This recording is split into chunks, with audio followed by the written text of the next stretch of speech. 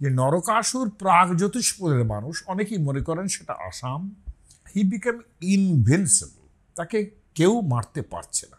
যে এত লোকজন মেয়েদের হরণ করে আনছেন তিনি, এবং তিনি অদিতি অর্থাৎ দেবমাতা অদিতির কুণ্ডলটা পর্যন্ত ছিনিয়ে নিয়ে গেছেন এই নরকাসুর।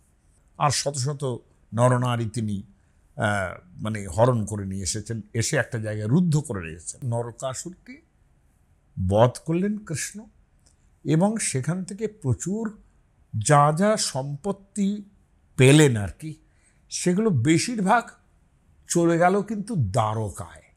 দ্বারকায় তখন নির্মাণ চলছে, কাজেই সেখানে দিয়ে খুব ভালোই সুযোগ হলো যে সেগুলোকে দিয়ে দ্বারকার অলঙ্করণটা, এক নতুন পুরী তৈরি হচ্ছে, তার অলঙ্করণটাও বেশ ভালোভাবে হলো।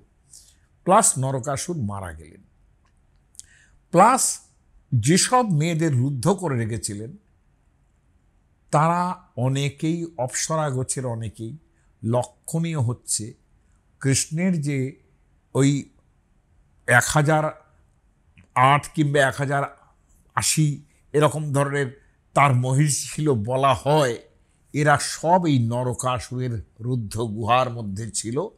তাদেরও কিন্তু কৃষ্ণ যেভাবেই হোক পাঠিয়ে দিয়েছিলেন দ্বারকায়, এবং অনেকেই মনে করেন তাদের বিবাহ হয়েছিল কৃষ্ণের সঙ্গে। সেটা বড় কথা নয়, বড় কথা হচ্ছে নরকাসুরকে যেদিন বধ করেছিলেন সেই দিনটা নাকি বাংলায় যেটা ভূত চতুর্দশীর দিন, সারা ভারতবর্ষে সেটাকে নরক চতুর্দশী বলে, যেটাকে ওরা সাধারণ ভাষায় বলে নরক চৌদাস।